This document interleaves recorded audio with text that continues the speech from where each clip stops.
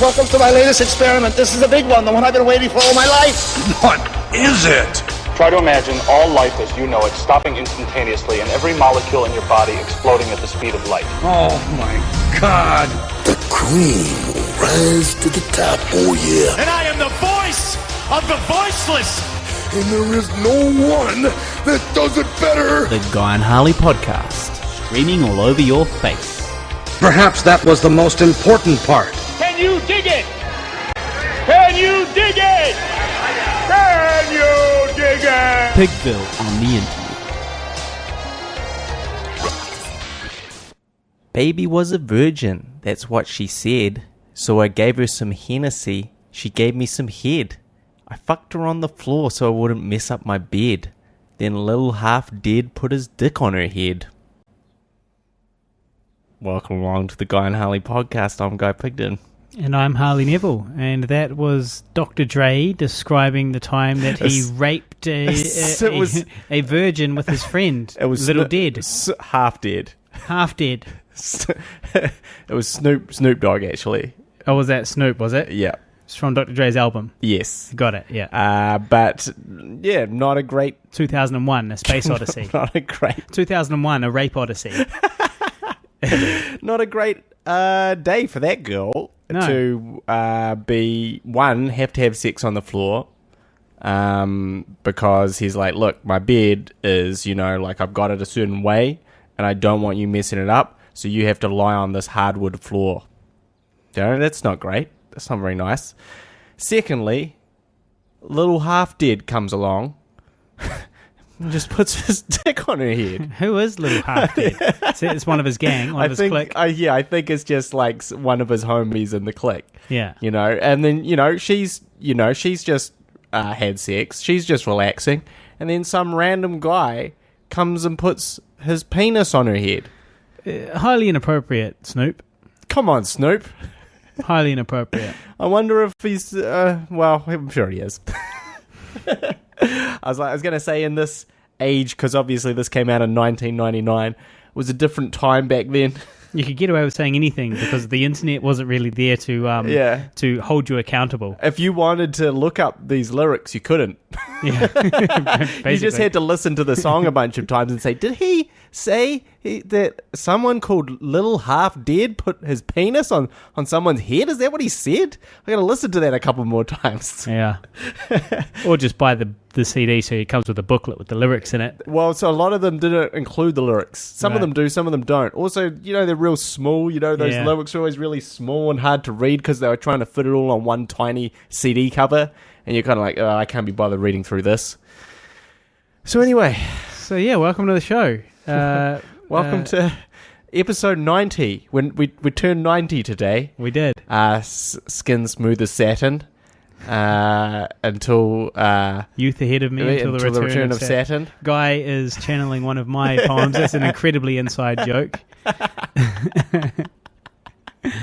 So good. Well, you've definitely read it at least twice here on the podcast. I have read that's my poem called Saturn's Return, which I may or may not release a video for one day. Satan's Return, an animated video for it. Was the plan?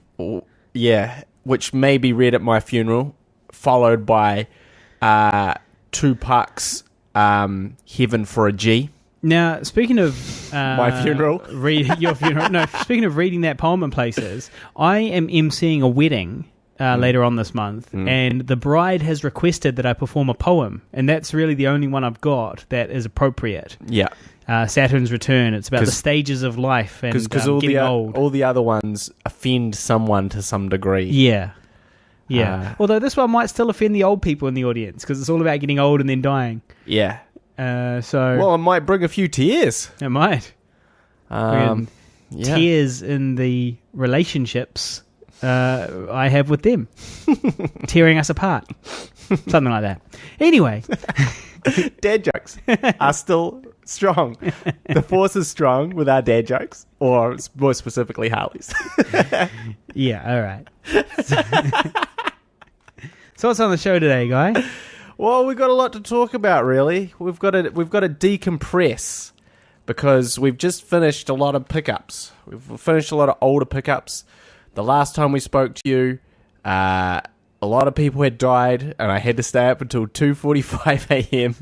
to put all the clips of the dead people into the show. So we hope you enjoyed that. Yeah, because that really took a lot of work, an alarming amount of work, to sort of trawl through and do all So the that. Hardy Hundy, for that 100 downloads that we got, it was actually a lot of work that week. Yep.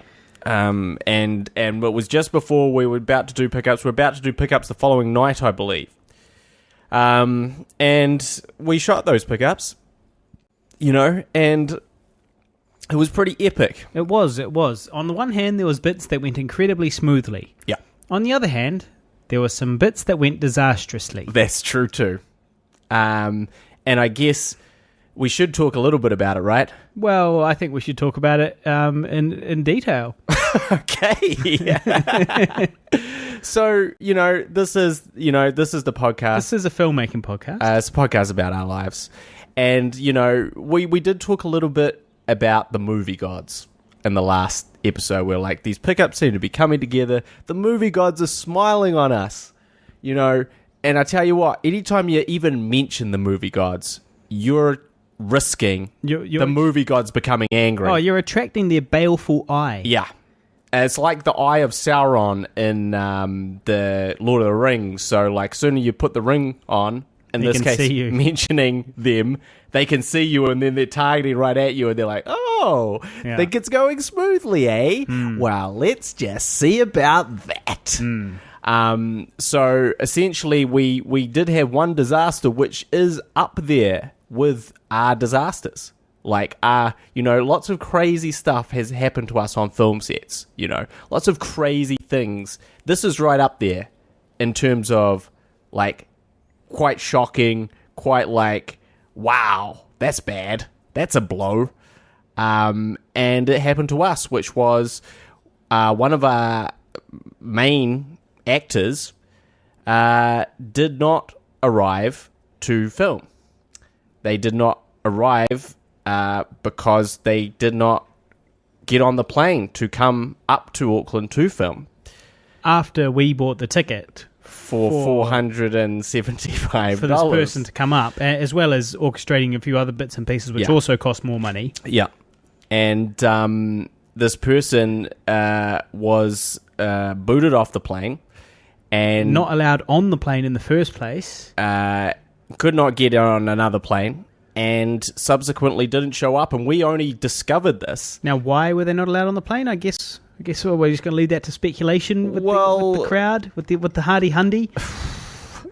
They're not allowed. They weren't allowed on the plane. They arrived at the airport, and then they were banned from getting on the plane. Well, I believe they may have actually been escorted off the plane, Right. which is worse. That's even worse. Yeah. Escorted off the plane. They really must have been making a bit of a scene. Yeah. Because, you get in, you settle in, you put on your Fall seatbelt, asleep. you fall asleep and shut up. Yeah. So for whatever reason, we'll let the Hardy Hundy speculate on exactly why, but this person was removed from the plane and not allowed on the next plane, and then we guys on set waiting for this person to arrive. So I in fact went round to pick them up. So this is cut to, they've been taken to the airport by our makeup artist.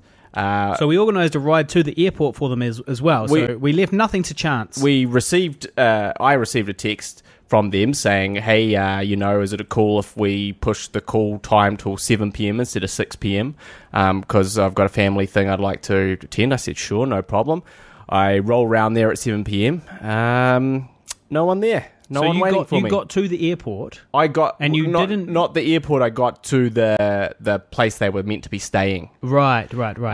Which was far away. Right. But no word. You got no word from anybody saying that anything was awry. Well, you just no. I did, checking retrospectively, I did receive an email at around 4:30 p.m., which I hadn't checked because I'd been out doing pre-production stuff. Because I was filming that day. I don't normally check. I'm very, I'm not really on my anything while I'm filming because there's just no time. So I hadn't checked that. I do have my phone with me, of course, if people do need to get a hold of me. I had not received a call. I had not received a text. I went around there, and then they weren't there. I called them up and they were like, oh, well, funny story, actually. So I'm not there. And I was like, oh, well, I guess you're at a different flat and you forgot to tell me. And they were like, no, I'm in Christchurch. I'm not in Auckland. I couldn't get on. I'm not going to be there, basically. Which was very alarming to get when you're about to start filming with them. You know, like, this is not like a couple of days out we're talking about. We're talking about the moment we're meant to get in the car and drive to our location to film with them. And this person was incredibly pivotal in the pickups that we were doing. Like, half the reason for the pickups was to include them and enrich in their character. And this is not a small part either. This is one of the leads. You know, this is a lead person. So for them to... It was me. Look, I'm sorry, everybody. I'm sorry it was me. But it was very alarming. It was very shocking. And it really threw me for a mental loop, because then we had to scramble, because we were scheduled to film with them that day. We were scheduled to film with them the next day. And to do this huge funeral scene that they were going to be an integral part of. And that obviously was not going to happen. So suddenly now, the smaller scenes that we were going to shoot, obviously you can't shoot those. Yep. And then the big funeral scene, which involved this person a lot, suddenly has to be rewritten. Completely. A couple of days out, while you're trying to shoot other things, and it has to be just rewritten by you at some point. Yeah. And just kind of dream up a satisfactory explanation for why this character wouldn't pivotal be person is not there in this scene.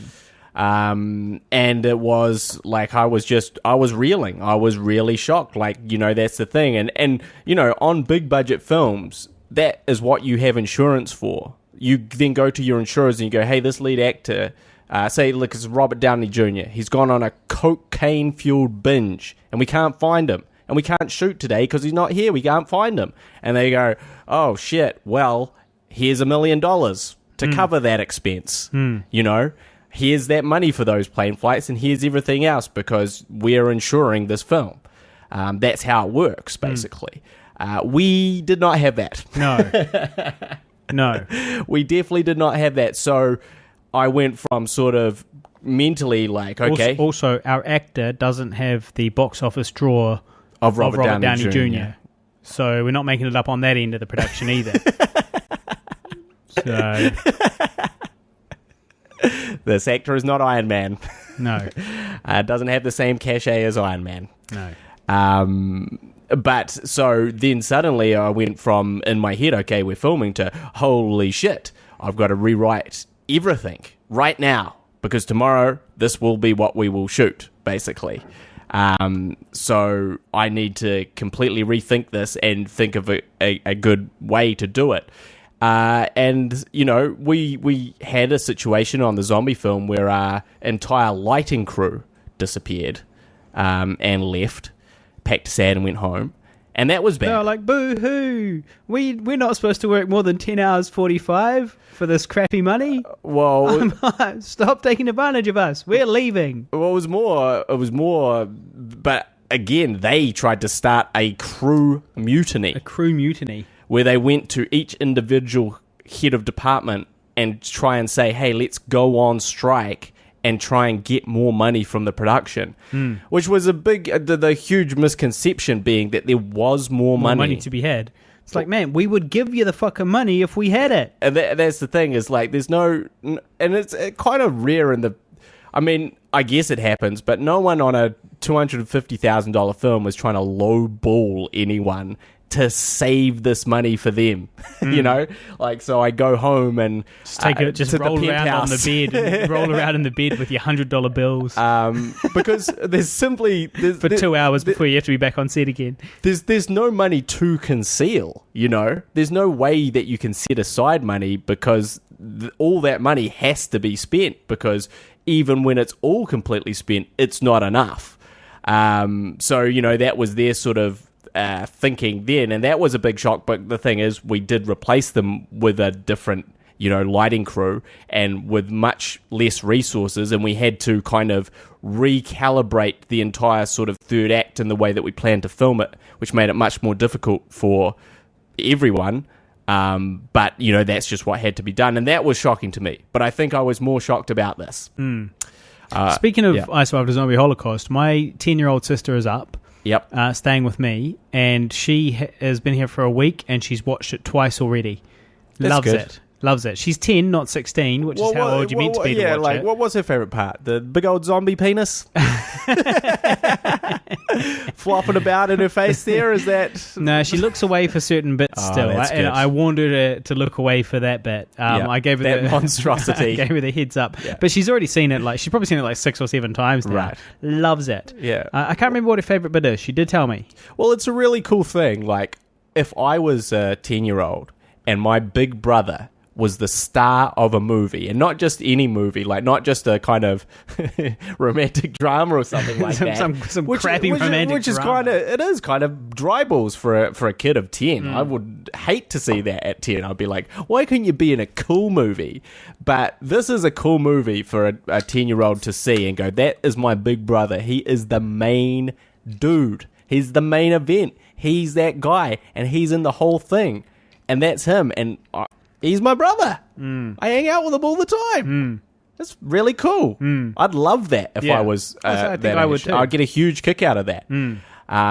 So I think that's pretty cool that she's that she's enjoying it. Well, she is a big fan. Now there's an even bigger fan. There is a bigger fan, but we better finish the older story first before we get into the zombie Holocaust story. Yeah. So anyway, we had this huge sort of drama right at the beginning of filming, and we had to totally scramble to rewrite, which we managed to do, and sort of film the scene that we're doing, this funeral scene, and I think we managed to pull it off. It was very tricky, it was really difficult, but I think that, yourself and Angie did a great job of organising it.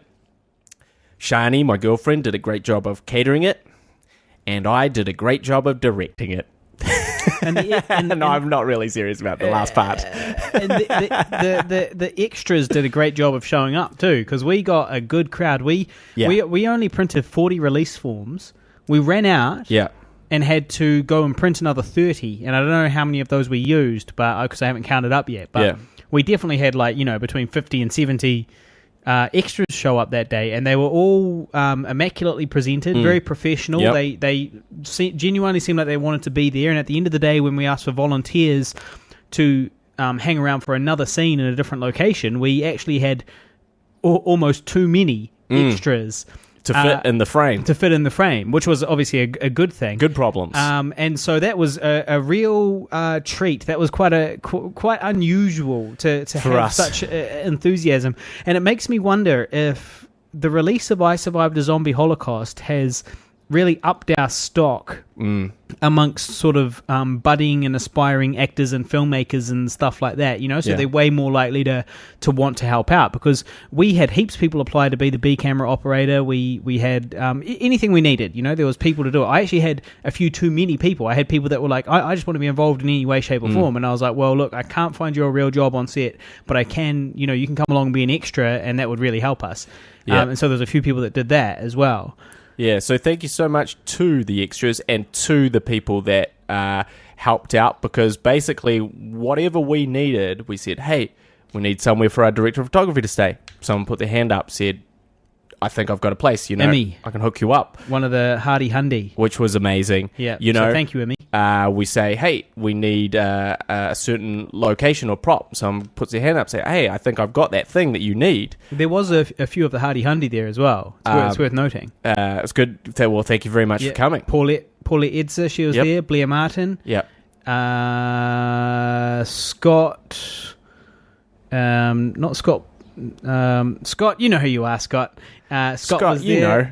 You know who you are. You know your last name, Scott. You remember your surname, don't you, Scott? Scott from Te Awamutu. Scott was there, and a few others as well. So that was kind of pretty friggin' awesome. Yeah. And it was a very tricky shoot still, because essentially we didn't have quite enough time to do everything we needed to do in the scene, just because we had to quickly go to another location because of another actor's availability.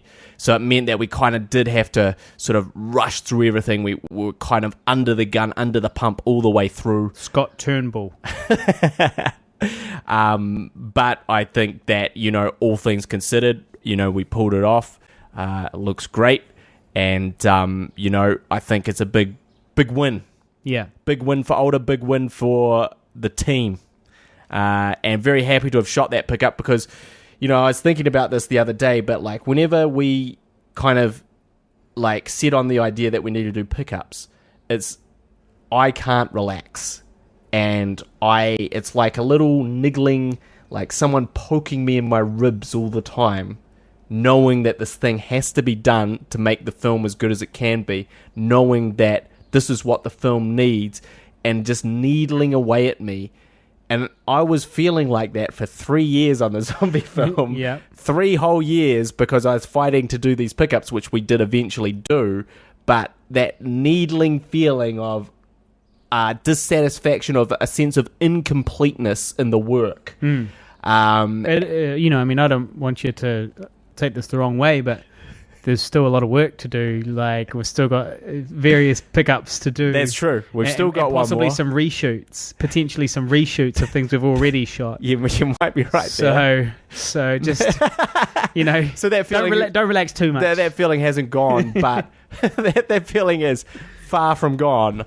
But it is good that it is. It has diminished. It has diminished. That feeling's diminished, and it's also like it's a relief when you're gearing up to do something like of an epic magnitude. It's stressful, It's a stressful thing. Whereas sometimes, some of the pickups, it's like, okay, we grab we need a cameraman, we need a sounder, and we need a couple of people, and we need a bar or something. That's nothing. Well, not for you. You're not the one who's organising the soundy in the bar. That's nothing at all. We'd do that in our sleep. Do that in our sleep. Yeah. Barely even break a sweat on that one. But when you have to, when it's like, no, this is a huge scene involving all these different moving parts, the wheels are going to turn very slowly. And obviously, because it's low budget, because we have no time and no money, it's going to be really tricky. It's like building up to this huge, climbing this huge mountain and then sort of then you get there and you go, did we get to the top? Did we do it? And then sort of on the way down, got that just filmmaking jet lag where you're so exhausted from all the hours and hours that you spent on it. And, all this mental time, we did this huge pickup. I went to work the next day, slept for 2 hours, got up and did a whole bunch more pickups, and that takes its toll on you. Those kind of silly hours do take their toll on you. Not necessarily at the time, but after it, you do pay. So, if people would like to check out Older the Movie, here's how you do it. Go facebook.com/oldermovie. You can also go on YouTube, search Pigville Older, and you'll find the trailer as well. So go and check that out, and please hit like on the Facebook page, facebook.com/oldermovie, and we'll keep you posted about when you can watch it and how you can attend the premiere, the world premiere, hopefully within the next 12 months. Yes. I think there's no reason that can't happen. Well, there are as many reasons why it might not happen. But there's no reason that can't happen. Yeah. Now, I Survived a Zombie Holocaust is winning hearts all around the world. We have had people requesting DVDs from all over the globe, which I post to them. We sign them, I post them. We've sold a few locally in this last couple of weeks. It's been going great. If people want to buy their own personalised signed copy, they can. All they have to do is go facebook.com/ISAZH, and there's a button there to buy one direct from us, the filmmakers. Now, we may have our first superfan, though. Oh, really? Our first superfan. Now, somebody has tattooed the I Survived a Zombie Holocaust poster on the back of their calf. That's a pretty big deal. That's a big deal. Are we going to That's some post true that? dedication. Yeah, I'll post it on the Facebook page, facebook.com/Guy and Harley. I'll also post it on the Zombie Holocaust Facebook page as well. But That's deep. that is deep. Now, that is my mum. And I'm not even kidding. You think that's a joke? You think that's a joke? That's dear not a listener? joke. That's not a joke. That is his mum that did that. This is the blood that pumps through my veins. My mum officially has the "I Survived a Zombie Holocaust" poster tattooed on her calf, quite big, and it's me with the egg beater. Yep. If you've ever seen the Zombie Holocaust poster, I'll post it on the Facebook page. And it's sort of an animated poster of me. Now, there's a few of us on there, but, I'm sort of the central character with my egg beater. And Mum has now got it tattooed on the back of her leg. Looks all right. Looks all right so far. What were your thoughts? I did have a little...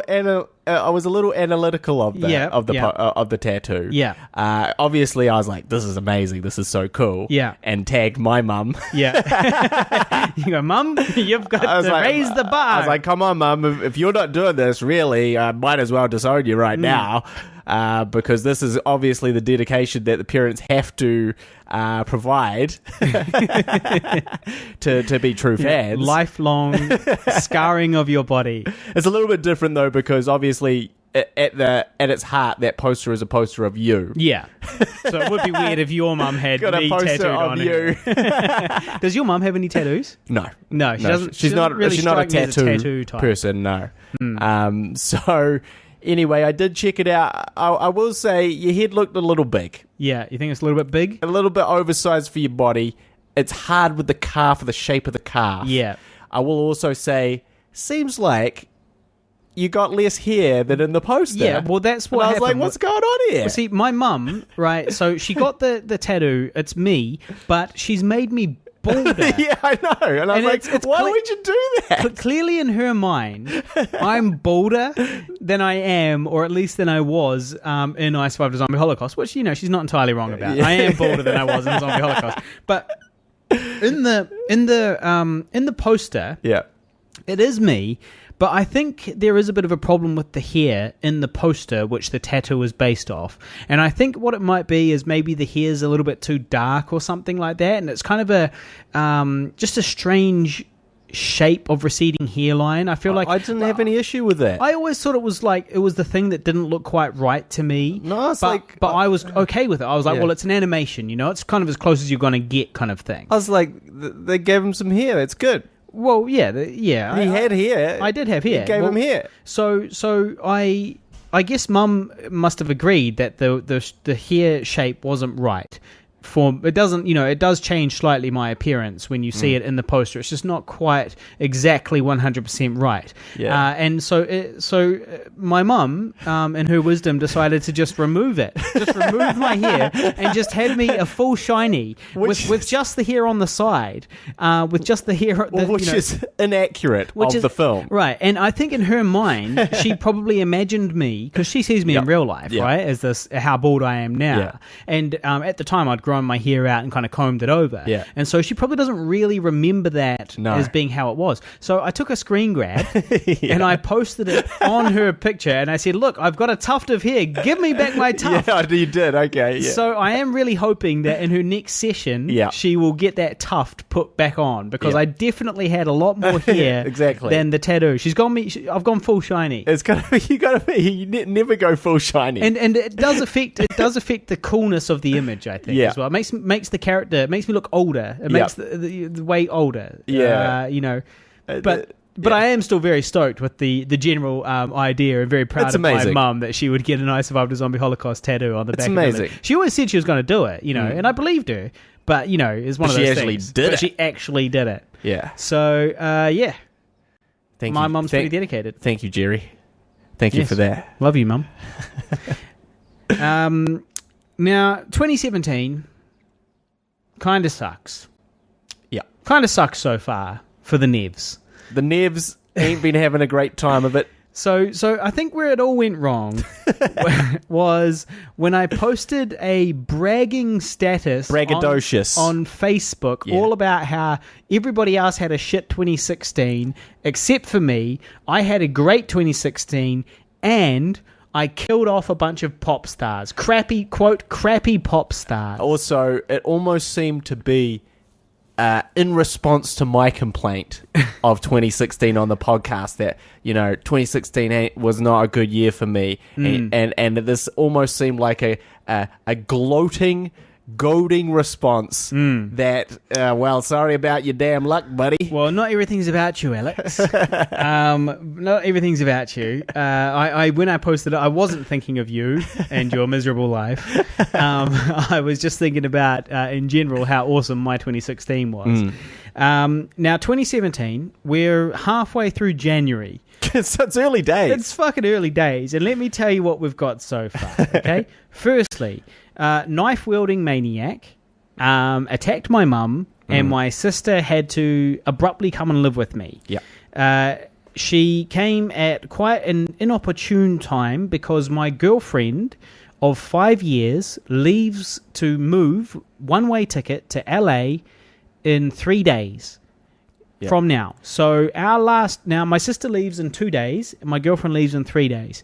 So that's one night of frantic fucking, because for the last week at least, abstinence. I've had a 10-year-old girl asleep on my floor in my room, which is not conducive to a healthy sex life. Particularly in your last week before she goes, where she's hoping to come back in 6 months. That's the plan. Particularly if it's your sister.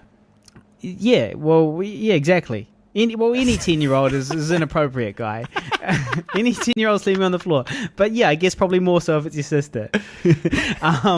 And so yeah, I mean, so no sex for the Nebs in 2017 so far. And one of my colleagues said to me, "Oh, you'll just have to get really good at having quiet sex." And it was like, no, I'm going to have to get good at wanking even more quietly. That's what it's really is going to happen, So that's the situation. Now, I do really love having my sister here. I really do, but it would be nice if we had our own room. Sure. And then on top of that, we had the pickups for Older, which was obviously quite a big stress, quite a lot to organise. Yep. Particularly the funeral scene. There's just a lot to do. Yep. Keeps you really busy, and then to have one of our lead actors kind of drop out as well, obviously undermines the whole thing and makes it feel. I feel like we pulled it off, but it's a shame because it's been compromised. Less worth it. Yeah, exactly, it's compromised. Yep. So that sucks. And then on top of that, we didn't report this yet, but here we are recording this very podcast, episode 90, from the brand new Pigville Productions head office. Yep. I have moved into Guy's flat, all official. Now that's a good thing, but I had only just moved. I moved 6 weeks ago from my mansion into my dismal, decrepit shithole. Yeah. And then a few weeks after that, I get the word from Guy that a room has come up in here. So I have to move again. And moving the first time was horrible and expensive. Yeah. Now I'm moving again, and so that. That's bad enough, right? You're moving, you got the sister, got the girlfriend leaving, got the movies, the no sex, the quiet wanking, all of that stuff. It all adds up. I bet you reach a tipping point eventually. Every man, it just takes one bad day. And so here's where it gets really bad, though. So I hired a moving truck the first time I moved house because I don't have a car. I've got a motorbike, right? So don't have a car, got to hire a moving truck. We moved and it was fine. It was $135.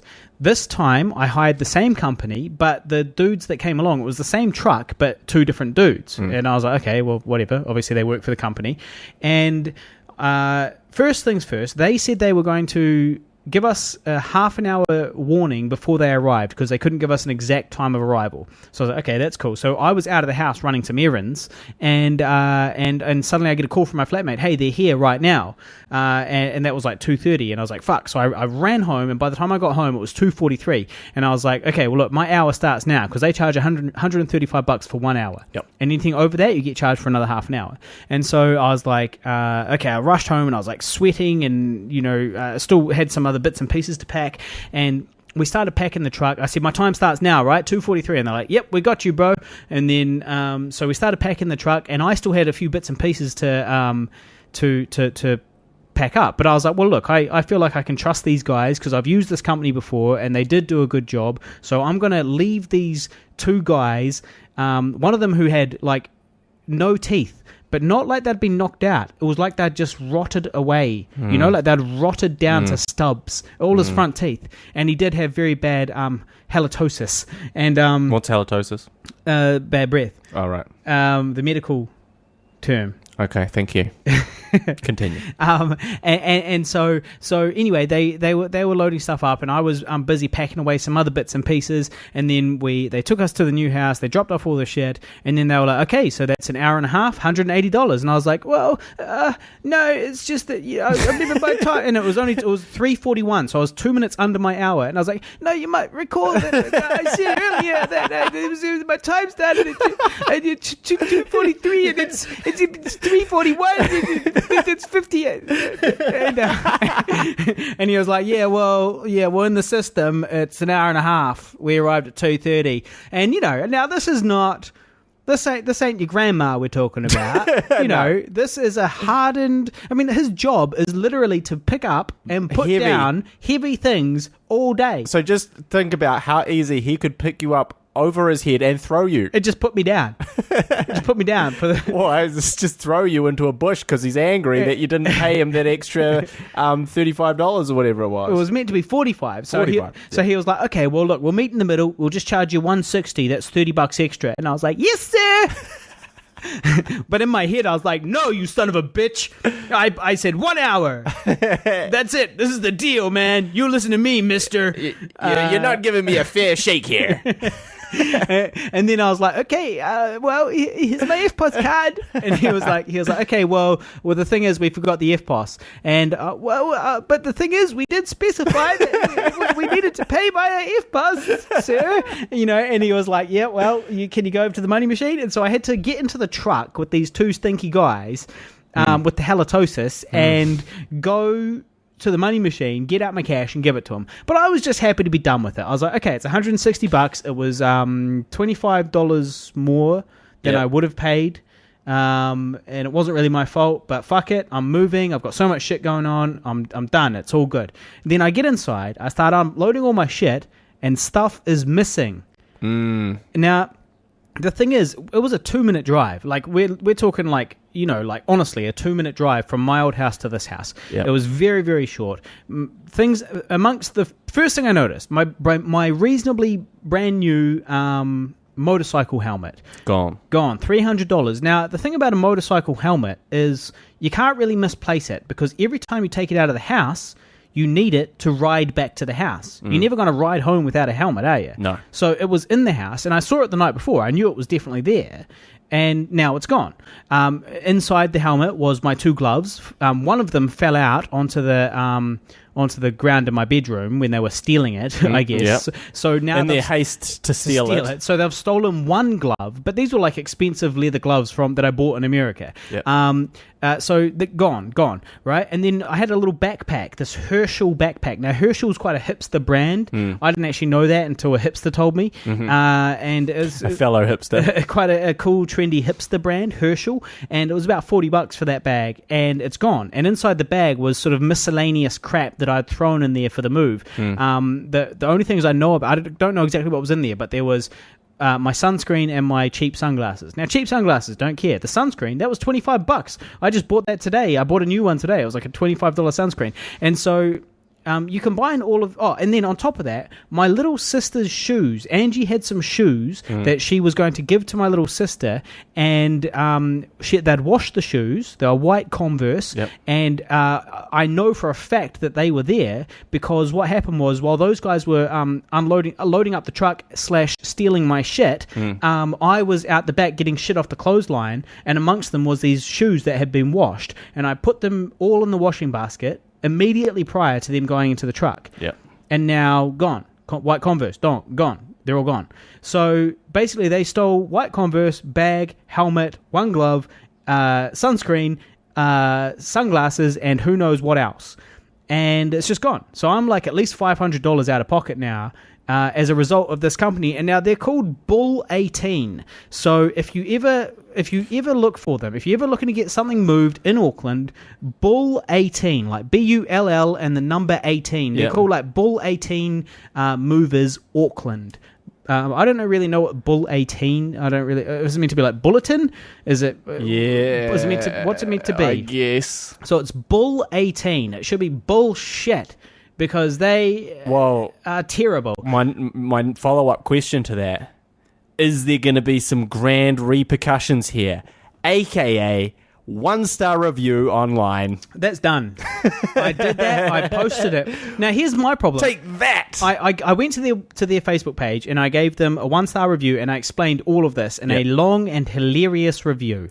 But they deleted it? No, it's still there, but they've only got 17 likes on their page, and they've got a 1.8 out of 5-star average rating, and all the other reviews are terrible. Really? So they obviously don't care about that social media presence anyway. And also don't care about providing quality service. No. As they're like, we get the work thing. we get, we sometimes steal stuff, and there's no repercussions because it's very hard to prove that we did it. And so Angie called them and blew them up online, blew them up on the phone, you know. Yep. And she took those big old cojones of hers. She did. Angie took her big balls, which I was lacking. Which you had placed in her purse. Yeah. And she called them up, and she gave them a piece of her mind. And they were like, yeah, we'll call you back. And they didn't call her back. So she called back the next day. Yep. And they're like, yep, I'm investigating. We'll find out about that helmet, miss. And we'll call you back tomorrow. And they didn't call back again. Yep. And so I shared my review twice on my Facebook page, expecting some sort of response from the legions of followers that I have. Yeah. Nobody is even reading it. They don't give a shit. I think it's because I don't open with a funny statement. So it's just like, I use these guys and blah, blah, blah. But the funny stuff's further down. You know, but I didn't open with a sentence that captures you, I guess. Also, that's my bad as an author. I also think though that didn't pop up on my news feed. Right. As an avid Harley Neville follower, that should have popped up in my news feed, and it didn't. So why didn't it? Because you were sharing essentially a review of an ad of a place, right? And you know how Facebook don't like you doing that. Maybe I'll share it again, but this time minus the review, so that I'll just do it as a post. As a status, I bet that will get a lot more. Yeah, I'll do that. Mileage. I'll do that. So, are any of the Hardy Hundy my Facebook friends? You all are probably, but did you guys see it? And let us know. Let us know. And if you're not my Facebook friend, feel free to add me. My name is Harley Neville. Is there going to be further investigation here? Well, I don't. Are you going to escalate this? I just don't understand what I can do beyond ranting about it online. I mean, I could, of course, I could go to my reporter friends. Yeah. You know, see if there's an angle. Fair go. There might be a story. Yep. You know, I did used to work for MediaWorks, which is Fair Go, which is our sort of channel, our show here in New Zealand that investigates shows like this, and they like to follow up on stories like this. But I don't even know if Fair Go is still going. It is. It is? Yeah. Oh, maybe I should send it to them. So I could also message my sort of reporter friends and see if we could work out an angle. That might be potentially worth doing, and it's good for me publicity wise. But the bad thing is these guys know where I live. I know. Yes, these thugs know where I live. So let's just say that these two guys get fired as a result of this. Guess where they're coming. They're coming here. They're coming at the Pigville Productions head office. Worse still, Pigville Productions head office, all the shit in the front room. It's all guys. It's all mine. If it makes you feel any better, they know which room is mine. Right. So don't worry about that. That's true. That's true.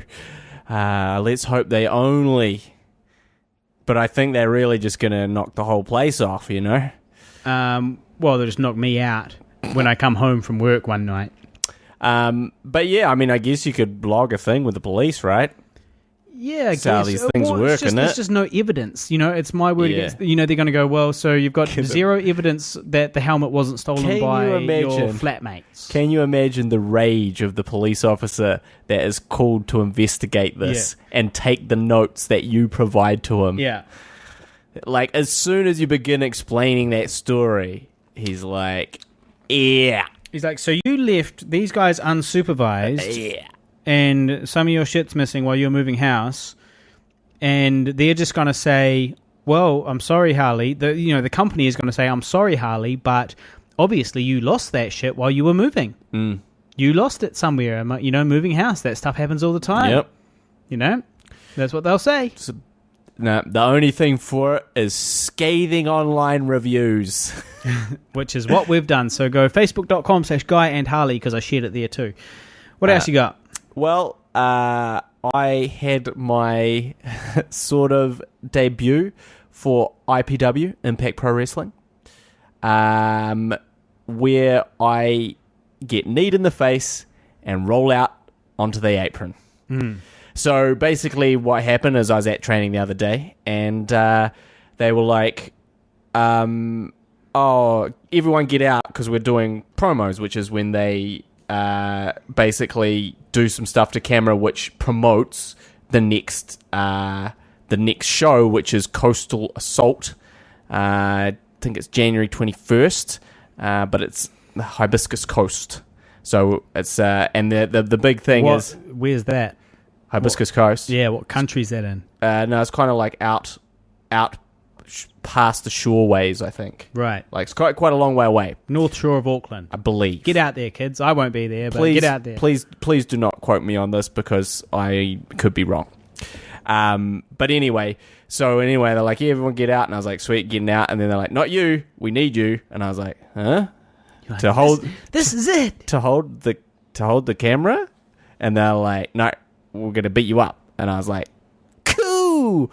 So it was a big thrill for me. It was. There was a big kick that was very clearly missed you. Yeah, he was taking it pretty easy on me, to be honest. He could have laid those in pretty stiff, and because we were doing a couple of takes, he was just like being nice, basically. Yeah, because he could have been much like, there's when you work stiff, that is when you hit people quite hard to make it seem more real, because it is more real. And he didn't do that. He did that very softly. So, and to be honest, the first take we did was probably better. I sort of took the move better and had a better snap to it and everything. But the second time we did it, he also suplexed someone, and it was a very hardcore suplex where it looked like the guy landed on his head. I'm actually surprised that they decided to use that one, because it does, like in terms of like sort of like rookie and semi-pro, wrestling, it could be potentially kind of bad publicity for them. It's like, oh, that didn't really look very safe. Well, that's the thing though. If it just makes it look more real. Like, it's bad in the sense... but not to anybody that knows anything about wrestling. Yeah, anybody that knows about wrestling goes, wow, he didn't really pull that off very well. No, they don't. They go, wow, he really, he landed, wow, he took a really hard move. That's scary, but that's real. So that's good. It's not good for the person who lands on their head, but it's good, in terms of, whoa, that was brutal. He's brutal. But it was pretty cool. So we should put the link in that on the thing as well. Facebook.com/Guy and Harley. If you want to see me getting kneed in the face. So that was really cool. That was a big thrill for me. I really enjoyed that. I hope to get beat up many more times and many more promos. That was really awesome. So that was great. I do have one other story, but have you got anything else? Well, yeah, the other night I was walking back with Adam St. John, our DP, who has done an amazing job on Older and definitely deserves a shout-out. He runs a company called Saint Media Group. He's also known as the Newton Hipster. Now, if you guys... if there's any listeners from Australia that heard about the Newton Hipster, there was this big scandal because... Did you keep up with this guy? I only read the beginning of it because he basically called out Tropfest.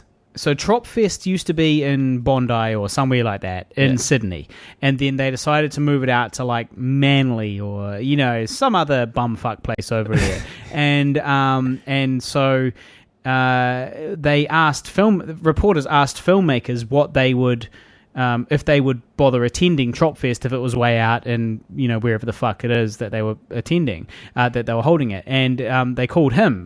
They Googled him. They just Googled like filmmakers Sydney. He came up. They called him, and they were like, and he was like, no, I wouldn't go all the way out there to attend it. And then the paper article, like they ran the story, and they found this picture of Adam with George Lucas, which is not an old picture of Adam with George Lucas, and just off his Facebook. And they dubbed him the Newtown hipster, who refuses to go outside of a certain amount of kilometers to attend film festivals. And I didn't realize, but we were talking about it. It's such a huge scandal that he was getting like calls from like other countries that wanted to talk to him, and there was all these like big stories following him. They were like, they wanted to get him on like live TV and all of this stuff. It was like a big deal.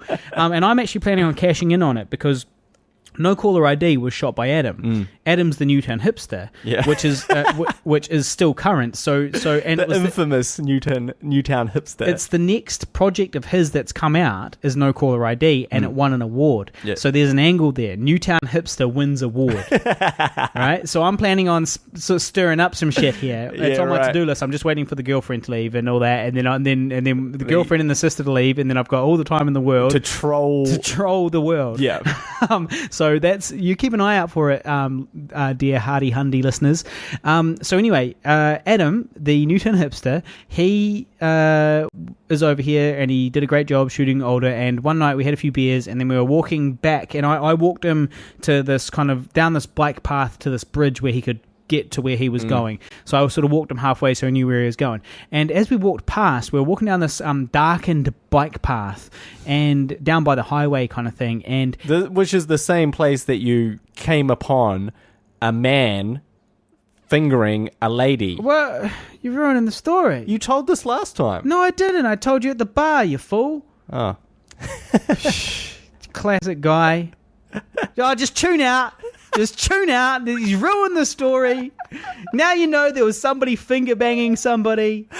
Oh, I didn't think Adam was there then. Nah, Adam wasn't there. Were you drunk? Yeah. So what happened was we were walking past and we saw this couple sort of hiding behind a car on the bike path, and it was really an uncomfortable position. It was not a great place to be. They were just like, it was just it was really quite public, and they were just like, sort of snuggling and talking. And that bike path is reasonably well lit. Yeah. It's got lights all along it. They were in the shadows of a car. Right. So I think they felt safe in the darkness. And so we were walking past, and we saw them there, and as we walked past, I knew I was going to be walking back past in a few minutes, and even as I walked past, I thought, oh, they'll be getting up to no good soon. They'll be doing. I'll keep an eye on this one. And then so I walked at him to where I was walking him to. He went, and then I started coming back down, and I was walking back along the path, and I could see them, and they were, writhing in pleasure on the ground, and I was like, should I announce myself? I'm going to be walking directly past them. And I was like, no, of course not. And so I kept on walking, and I even kind of like... Softened? I softened my footsteps a little, and I also kind of moved myself so I was slightly more out of their line of sight, where there was this branch hanging down that kind of hid my approach. This is really... sounds quite bad. This is really pervy. Yeah, this is really bad. You're essentially... pervy bastard. You sound like you're a peeping Tom. Hey, look. That lurked behind a bush, basically, and like didn't want to reveal yourself in case any of these shenanigans would stop. Now, listen, I didn't want the shenanigans to stop. I admit it. Okay? And yes, I softened my footsteps, and I... and slightly hid behind a branch. I didn't... it's not so much I hid behind a branch, it's more like I camouflaged myself with a branch. Amongst the trees.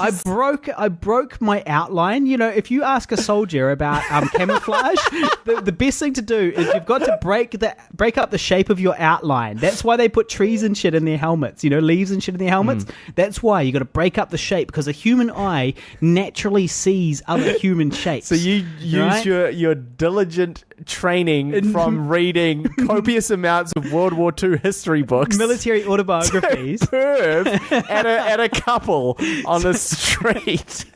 Now, listen, I don't even feel bad, okay? I don't feel bad, and here's why. I wasn't the one that was finger banging a chick on the fucking footpath, okay? Yeah. I was just an innocent bystander. So were they? I'm the victim here. Were they actually on the footpath? So they were on the footpath. Like, I literally had to, so I was walking along. I was sneaking along. It's not a finger path. It's a footpath. Exactly.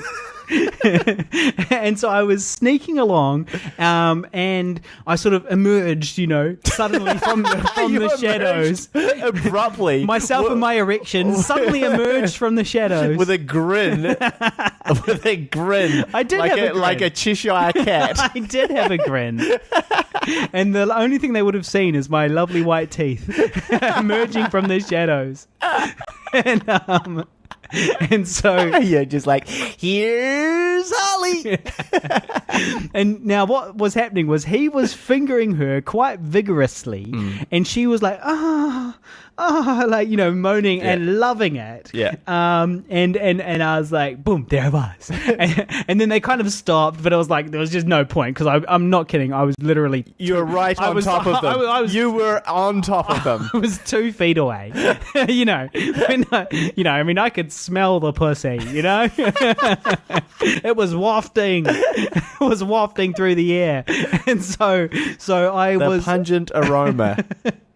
So I was walking past. I quickly teabagged her as I stepped over. No, that's not true. I didn't do that. I didn't half little dead her. Yeah, you didn't. I didn't put my penis on her head. Didn't give her a little dead situation. Little dead, a little half dead. Half dead. Sorry. And the guy was like, "Oh, just come on over, bro. Just come on over, bro." Now, I didn't really know what he meant by that. Did he actually mean, come on over, like, let's have a threesome? Or was he just kind of shocked and he was surprised that I was suddenly, like, I'd already come on over? You know what I mean? Like, I was already there. That was how I took it. I did not unzip. And I just kind of kept on walking, and I was like, oh, don't stop on my behalf, guys.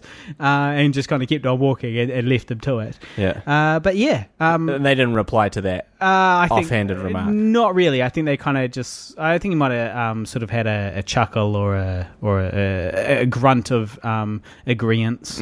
I'm not really sure. And I just kept on going on my way. But yeah, so Auckland City, the land of finger banging capital on the street. That's a pretty crazy story, because public sex, that's cool, right? But I always feel that there has to be some element of privacy. Like, for example, if you're at a wedding, it's behind a big old tree. And there's things going on, and you can hear things, and maybe someone will come around when they're having a smoke or something, but you're still behind a tree, so it's fine. Same with, you're just tucked in the bushes. Yeah, you're by a footpath, but you're tucked in the bushes. You're not actually on the actual footpath that has a lot of thoroughfare. People walk along at night all the time and just start going hell for leather. The same rules apply for public wanking, guys. All right? You got to be behind a tree. You got to be behind a tree. So it's okay. You can hear the general sort of the wedding going on, but you got to be wanking behind the tree. Do not invite Guy to a wedding. Do not. If he cannot bang one of your guests behind a tree, he will be wanking behind a tree. So yeah, I feel like it's bold, it's brash, and dare I say, a little inappropriate. I agree, and that's from an open-minded individual. Because you are making people, well, some people, not you, but some people feel uncomfortable. You're putting them in an awkward situation. Not me. Hello. Imagine if I just like snuck up and went, hello. But also, could be a risk of repercussions as well. Well, he jumps up and bashes me. Yeah, basically. He's like, you fucking pervert. Yeah, what's wrong with you? What's wrong with you? I'm trying to finger bang this girl on the footpath. What's wrong with you? Why are you being so dirty? So yeah, on a unrelated but in the same area story was that I went to the skate park not very long ago with my sister, which is actually just down along that same bike path, and we were all alone. It was just my sister, Angie, and I at the skate park. It was empty other than that, and then this kid showed up, like he was like a 10-year-old boy with a scooter, and he was all by himself, and he sort of came onto the skate park like directly next to me, like a meter away from me kind of thing. So I looked at him and I was like, hello, because he was like, I didn't want it to be weird, right? You don't, he's right there, you got to say something. So I was like, hello, and he just looked at me like I was the worst piece of shit ever. It was basically, he was like, stop talking to me, you pedophile. Like he that was his look that he gave you. That was the look that he gave me. It was just honestly the worst. And then he didn't say hello, he didn't say anything, and then he just scooted away on his fucking gay ass scooter fag. Fucking little shit. You remind me of the schoolyard. Brought straight back to high school and straight back to high school. The cruelties of high school and one single look. Yeah, exactly. One single exchange. Yeah, it's funny too because you kind of want to call out with them. You're like, I was young too. Yeah. Well, the thing is, I was a cool skater guy like you. I was rocking the complete dad fash as well. Yeah. So I had like sneakers, like running shoes on. Yeah. And I had my hairy shoulders out. I was wearing a singlet with my hairy shoulders out. My running shoes on, and we had a skateboard, but it wasn't a real skateboard. It was like a little warehouse skateboard, and it looked like I was there with my daughter and my wife as well. So I was total complete dad. Yeah. Very far from cool. Yeah. So frankly, I'm not surprised he didn't say hello to me. That's pretty funny. Well, on the same sort of note, but slightly different, I had I forgot to mention this, but on New Year's Eve, I had an altercation and countdown. Because basically what happened is we went there to buy some alcohol, and Shiney was buying some alcohol, and I was buying some alcohol separately. Or maybe I wasn't. Maybe she was buying it all. But anyway, so she goes up to the counter, and they're like, can I see your ID? And she was like, sure, because she looks like she could be 18. You could believe that. But then they were like, this is like some middle-aged lady, probably 50s, right? And she was like, have you got ID? To me. And I was like, took off my hat to reveal my grey hair. I had a full-on grey beard. I hadn't shaved. So I looked about 40, right, in this situation. I actually looked 40. I looked older than my age of 33 by a considerable amount. You could believe that Shani was my kid. Just about. If she was 20 and I was 40. Had it when I was 20. So anyway, she could be, if she was 18 and you were 38, yeah. Or even she was 18, you were 36, that could still happen. It's possible. Yeah. So anyway, I was like, well, no, I don't have it on me, but look at me, And she was like, I'm going to need to see some ID. And I was like, come on, I'm 33. Like, this is silly. This is silly. I know I don't look 18. You know I don't look 18. And she was like, I'm afraid that... and I was like, and also I'm not buying the alcohol here either. And she's like, no, I'm afraid we're going to have to see your ID. And I was like... So the implication here is that Shani is buying some alcohol for this underage kid. Being me. This grey-haired 40-year-old man.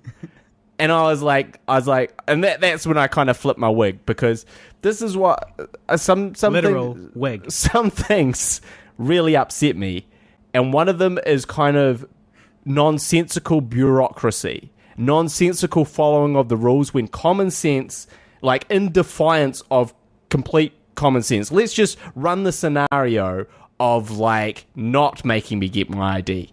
Okay. For our American listeners as well, you've only got to be 18 to buy alcohol in New Zealand, not 21. So they are suggesting that Guy is a 17-year-old.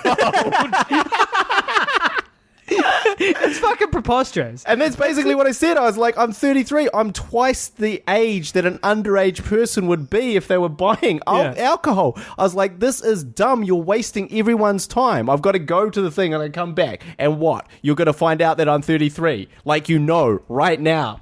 And she was like, I'm sorry. But she kind of also was like, I'm sorry, it's the rules. And I go, no, it's not the rules. I know that if I look over a certain age, you don't have to ask me. So you're just asking me for no particular reason. I was like, this is moronic. And I was like, my voice was escalating. There's people looking around nervously. And I was like, for fuck's sake. They were like, that Middle Eastern man is getting is getting upset. That crazy 40-year-old Middle Eastern man is getting worked up over something, guys. I'm a little bit concerned here. So anyway, I came back with my idea and like held it up aloft. Around like a big circle, like it was a big thing, like, but it was just stupid. Now, what makes this funny though is that Shani was horrified and embarrassed. Oh, for sure, she was not feeling my little tantrum, my childish like I reacted like a 17-year-old to the whole incident,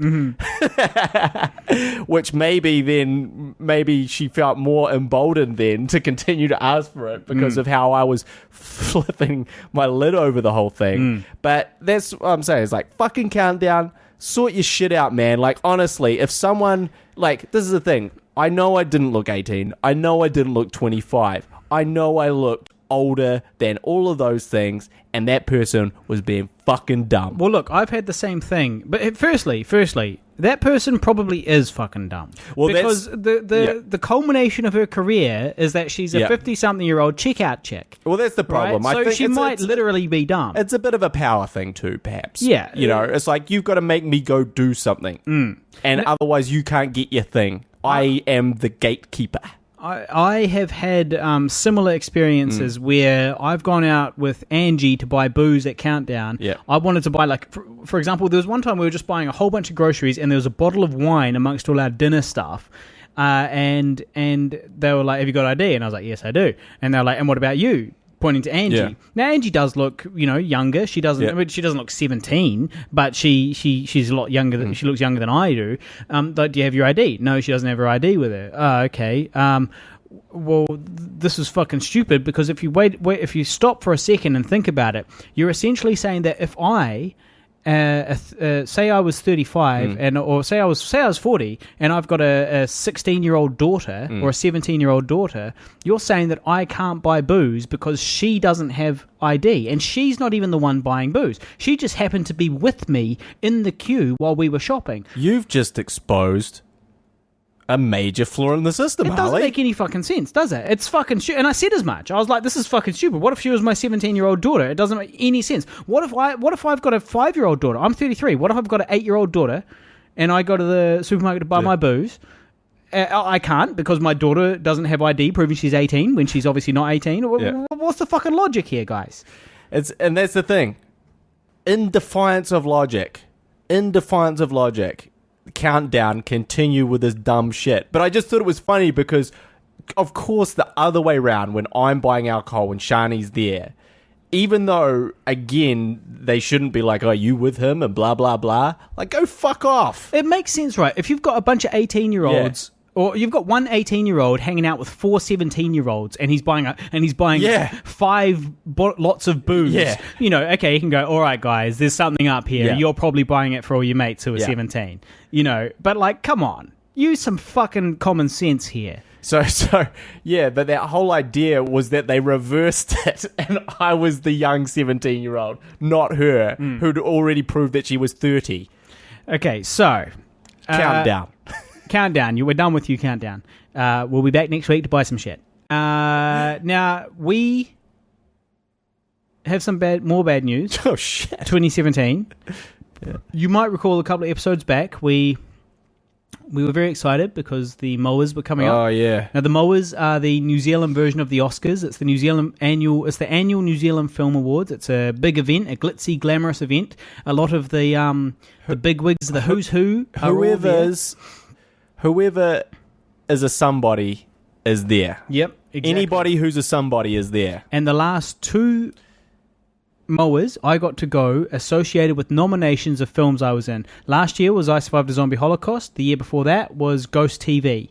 The classic, the classic, which is it available online? I think it is actually on YouTube. I think if people look up Ghost TV feature film or Ghost TV movie, Ghost TV New Zealand, they should be able to find it. I'll try and find it and share it on the Facebook page. If you want to tune into a Harley Neville classic. Now this film, well, look, I'll let you make your own judgments on it. It was nominated for best independent, best self-funded feature film. Yeah. It didn't win, but I got to go to the awards, which was cool. You know, it was a big night, good fun. The next year, I went for I Survived a Zombie Holocaust. We were nominated in 2 categories: best visual effects and best makeup. We didn't win that year either. This year, I was really hoping that we would be going again with No Caller ID, which we had submitted for a variety of categories. And we had just won Best Short Film at a Night of Horror International Film Festival. We were feeling all G'd up. We had a lot of really positive reviews. In fact, we've had 0 negative reviews so far. Yep. We were one of the top 3 standout films at Screamfest Los Angeles on Hollywood Boulevard. We were feeling very confident in our product. We submitted to the mowers, and we were really hoping to get Best Self-Funded Short Film, a nomination for Best Self-Funded Short Film. We got the news. We have 0 nominations. None. We are officially not invited. We can go, but we got to buy a ticket. You got to buy a ticket, and it's like however much, like $100 or whatever. And they got to seat you at I don't even know, table of like people who aren't invited. Yeah. I mean, there must be public tickets just for fucking losery fucking Joe Schmoes to sit up the back somewhere, not associated with any film. In the corner where you can't really see anything. Because normally serve your food last. Normally what they do as well is they put you on a table with the rest of the people from your production. Yeah. So all the nominations are all kind of, together, and, you can lean across the table behind you, and chances are those people there have been working on a film. I don't know where they put you if you're just if you're just a dude from the public. Probably put you in the bathroom. Fucking with the other animals, the other non-filmmaking animals. And so anyway, plebs. The fucking plebs. And so yeah, we're not nominated for the 2017 New Zealand Film Awards, which really gets your goat, grinds my gears. Well, what's upsetting to me is I think this is an important distinction to make. I don't want to come across as a sore loser, but we're gonna do that right now. But here is an example of us ranting and being sore losers. Because this is the thing, is we did not submit for best short film. All the $30,000 short films, the $100,000 short films, all the New Zealand Film Commission short films, they're all in that best short film category. We're not even worthy of even putting our hat in that one. We're just saying, for a self-funded film, we're one of the we think we should be a nominee this year as a self-funded film. But the problem is it's a genre film. Yeah. I bet the other ones are not I bet there's not many straight horror nominees. Nah. There's probably not. It's like there'll be lots of Hemi and his Pahutakawa tree.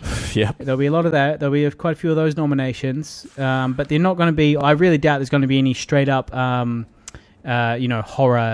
and other sort of genre nominees.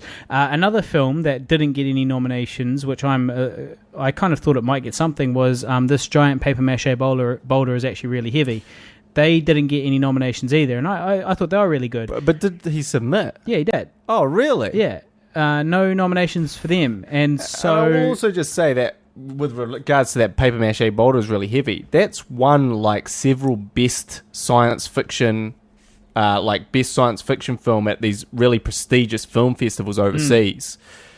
So it's the same thing as that must really rip your undies. Oh, for him, I feel really bad for him. Because we did it with a short film. We're gutted with a short film, and so to not have your feature film nominated after all the work you put in, spent 5 years on that and too, all the good response so far. Yep. It is a real shame. If people get the chance, they should look up this giant paper mache boulder is actually really heavy. It's very funny.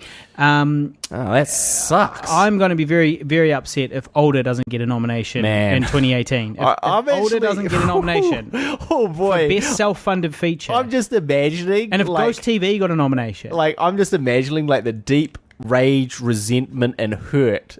Like, just picturing it in my head of that snubbing now. Yeah. Like, I will be dark for, like, months. Yeah. I'll be walking around, like, just kicking cans on the street. Just with kicking my hands, homeless people. With my hands just in my kicking pockets. homeless people with his hand in his pockets. Just, like, and just screaming, why, at, like, the top of my lungs from time to time, if that happens. But, yeah, is it a conspiracy?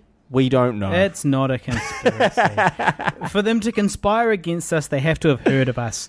Now, speaking of heard of us. Speaking of homeless people, I have a history of getting rejected by homeless people. Yeah. Twice I offered, on two Food. separate occasions, I offered food to a homeless person. I thought it was two separate homeless people because they all wear the same outfit, but it was actually the same guy twice. But either way, he said no both times quite abruptly. It's so funny that you didn't clock that, like, this homeless man that you'd had this quite big interaction with. Well, no. Was not the same guy. No, because you got to remember that in the case of the first time, I never saw his face. He was hidden underneath his umbrella house. Right.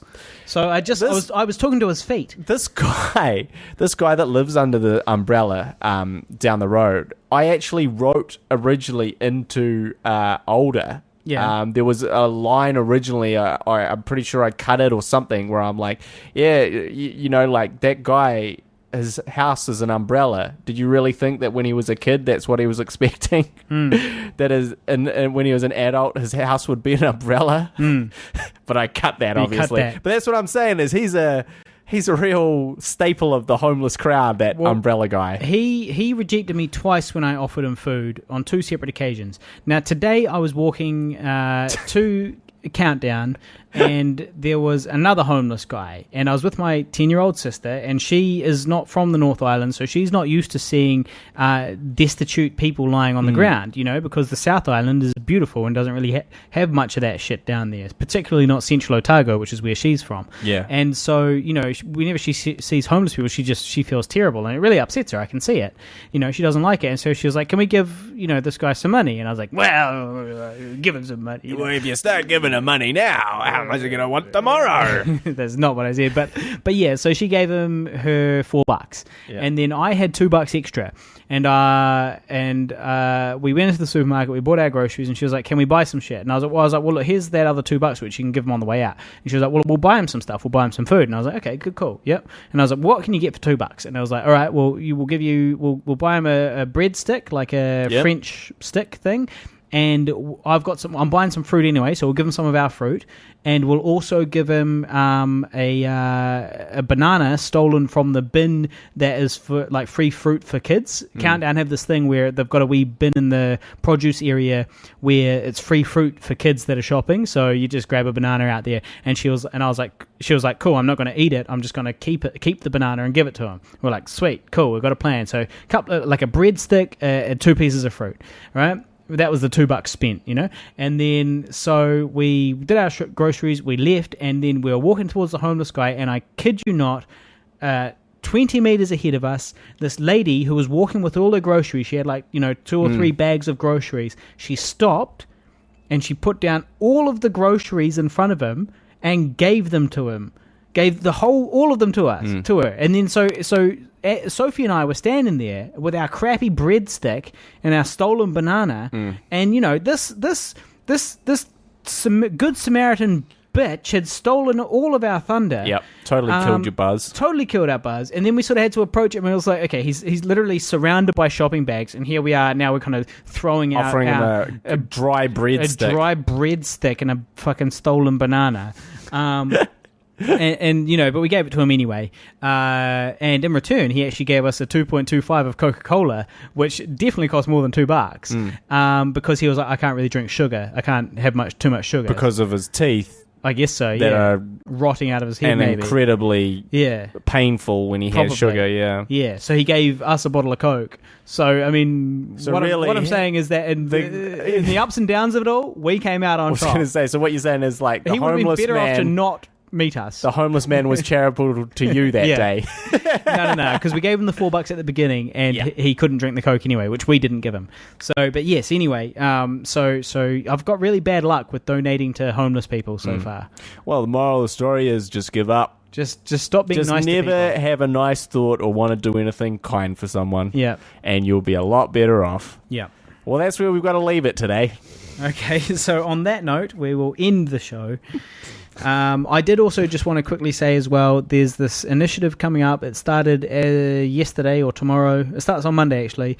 The New Blood Initiative. Oh, yeah. It's a web series fund where they're giving $100,000 to people to shoot a pilot web series episode. No, they're not. No. What do we mean? They're giving us we have to shoot the pilot. Sorry. Let me rephrase that. Yeah. You submit a pilot which you shoot with your own money. Yep. And your own sweat. Yep. And your own blood and tears. Yep. And Your new blood. You submit it alongside, 100 other aspiring filmmakers. Yep. And if they choose you, you get $100,000 to shoot the rest of your season. They drain the new blood from your veins. They suck it out vampirishly. Vampirically. I don't know. Vampirically speaking, yep. And take it all themselves, and they take all their views and all the popularity and all your blood, and then maybe they will let you continue. And to if make you're it. lucky, you'll get some good experience from it, and it'll be a nice stepping stone. And so anyway, it's due by March 31st. So that's about 2.5 months. So I don't know. What do you think, Guy? I mean, I think it'd be pretty awesome if we shot a pilot episode of our new sitcom/web series called Happy-ish. The only problem with it, it's not a big problem really, but it's kind of a problem from the, I guess, mentally writing it, is that it can only be 15 minutes. Is there? I didn't realize that. Yeah, Right. if you look in the sort of details, Right. Going to be 15 minutes, which was not a bad thing for a web series or anything. It's just not exactly what I had in mind and envisaged the show We had being. imagined just a straight up sitcom, a Yeah. 23-minute, Yeah. 6-episode sitcom. It's really hard to fit like character develop. That's my only concern with 15 minutes. Is not a lot of character. It's very hard to really get across both because The first episode of the Guy and Harley sitcom was 17 minutes long. Yeah. But I really feel like it's not until the second episode that you start to love the characters and know the characters. Yeah. Yeah. And so if people want to watch that, youtube.com/pigville, youtube.com/pigville and the number 2, and you can go check it out. Just search the Guy and Harley sitcom Pigville. But but we may have a crack at that. We may have a crack at that one. Well, the good thing about it is, if you don't get the $100,000, you've still got your pilot. I'm more concerned about writing a good 15 pages. Yeah. Fundamentally, like a good succinct 15 pages that both pulls you in, is funny, develops character, and sets up the next episode, but is kind of, I guess, not a complete, like, we've left everything like so open-ended that it's frustrating. All right, cool. Well, speaking of succinct, it's time we ended this podcast. We'll see you next week. Thank you to all the older people that supported in some way, helping our dreams come true. Facebook.com/oldermovie. We'll see you later. You've been listening to the Guy and Harley podcast, proudly brought to you by Pigville Productions. Laugh it up, fuzzball.